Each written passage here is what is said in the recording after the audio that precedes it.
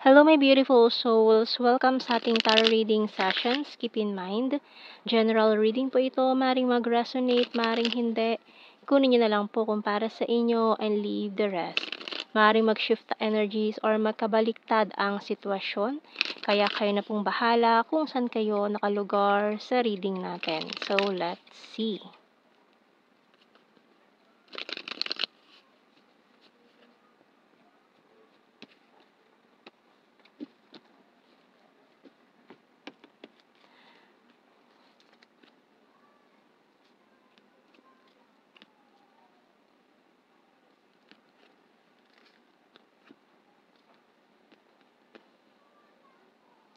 Oh, okay. So, may mga signs tayo dito ng Sagittarius and Scorpio. And we also have your Knight of Pentacles sa ating bottom card. Okay, so mukhang may naghihintay sa'yo dito, no? Naghihintay tong taong ito sa'yo, patiently waiting. Oh, with the two cards natin dito, na this person is waiting. And talaga namang hinihintay ka niya sa door na bumalik, umuwi, ganyan, maalala mo siya, bisitahin mo siya. Kasi itong taon to, hindi pa rin siya totally nakaka-let go sa feelings niya sa'yo. No?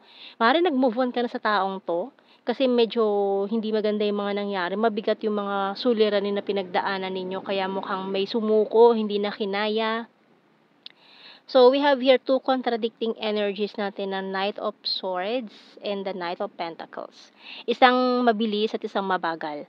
So, maaring contradicting yung inyong energy ngayon na ang bagal-bagal ng energy niya. Mukhang kung ikaw ay naghihintay dito sa taong ito, parang naiinip ka na. Or maaaring magkabaliktad, no? Mukhang naiinip na sa paghihintay. May naiinip na sa paghihintay. Na parang, mukhang hindi na siya babalik. Parang ganon. Nag-e-emote na siya. Ito, nag-e-emote na parang, ang tagal naman, mukhang hindi na siya babalik. Ganyan, parang hindi na siya uuwi dito. Mukhang hindi niya na ako naalala. Para kasing ikaw ay busy pa din sa journey, sa travel, ganyan. You are in this journey pa din. Pero parang yung journey na to is papunta na doon sa taong yon. Maring yung hinihintay mo, mukhang papunta na, parang on the way na. Pero mukhang may maiinip. Kaya, yun, we have here the closed book and mirror. So, kasi nga, closed book na ito eh. Pero, may mga umaasa pa rin, hoping pa rin na babalik tong taong ito na hinihintay. So, we have here pillow.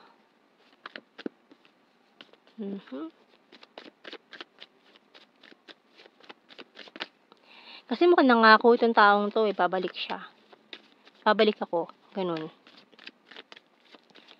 So, yun yung pinanghahawakan mo eh. Pangako niya eh. Kung nangako siya sa'yo. Ayan o. Tingnan mo itong mga cards na to. Pencil. Butterfly. Waiting shed. Shovel. Ang dami. O, sige, bigay natin to. And candle. Okay. So, talagang ang bigat, heavy, intense energy from the past na hindi makalimutan. Isang pangyayari sa nakaraan na hindi makalimutan na binabalik-balikan. Na gusto pa rin maulit yung mga nangyari noon. Bottom card, ayan no. Muling bubuksan ng kabanatang ito ng buhay mo. Ayan, hindi may iwasan to eh. Muling bubuksan tong kabanatang to. Na maring matagal mo tong hinintay pero nawalan ka na ng pag-asa. Kinalimutan mo na, nag-move on ka na lang. Pero ngayon magugulat ka na lang na muling mabubuksan pala to. Akala mo hopeless case na. Pero biglang unexpectedly kung kailan parang nawalan ka na ng pag-asa. Tsaka naman, di ba parang muntikan na, parang muntikan ka na sanang bumitaw or may bumitaw na nga. Ganon. So, tingnan natin ang mga messages natin dito. Tarot messages, oracle cards natin. Can't let you go. See? Can't let you go. Hindi siya makabitaw sa nakaraan ninyo, nitong taong ito. Lalo na with this butterfly, realization, maraming mga pagbabago.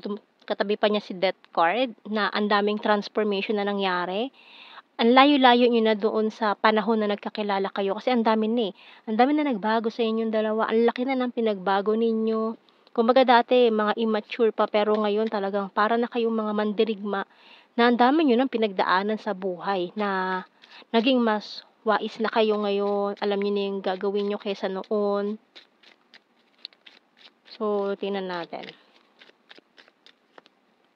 Talking to you telepathically. So, this person is sending you messages telepathically na maaaring nare-receive mo through your dreams, yung mga nakikita mong signs and synchronicities, mga nababasa mo sa paligid, na maaaring message from them. I want to marry you someday. Can you forgive me?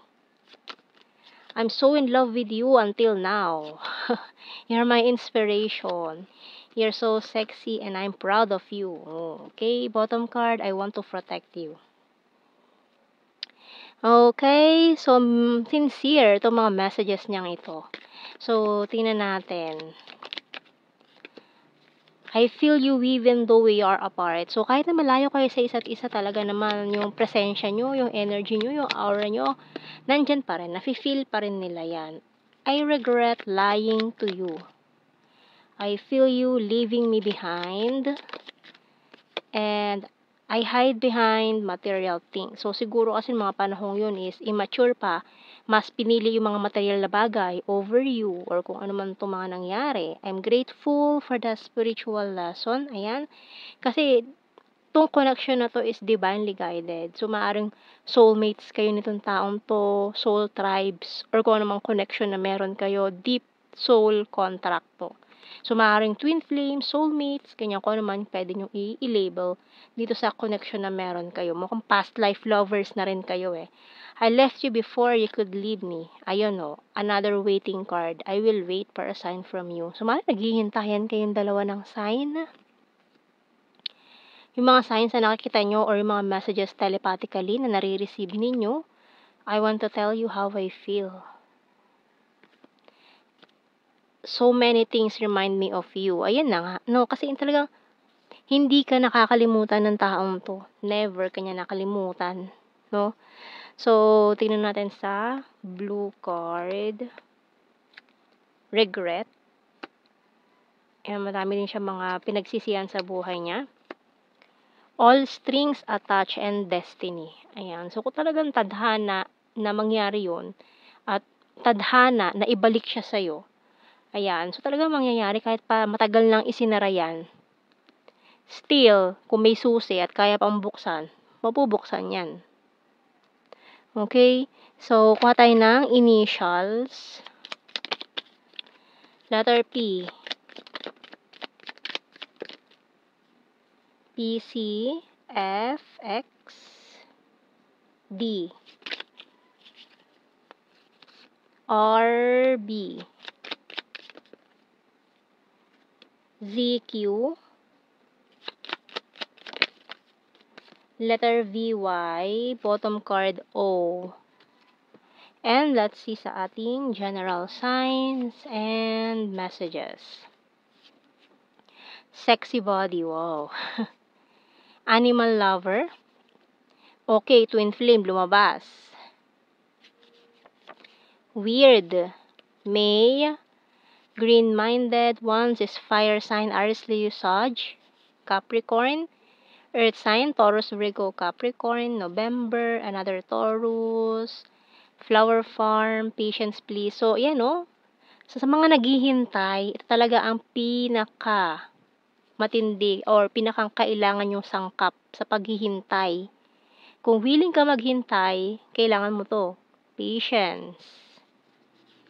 Number 1, March. Talented. Karmic relationship. Mga plastic persons na nangialam. Visayas. Quiet person. Very loyal and runner card. So, yan ang ating reading, my beautiful souls. Thank you for watching. Take care and God bless. See you in our next reading, guys. Bye-bye.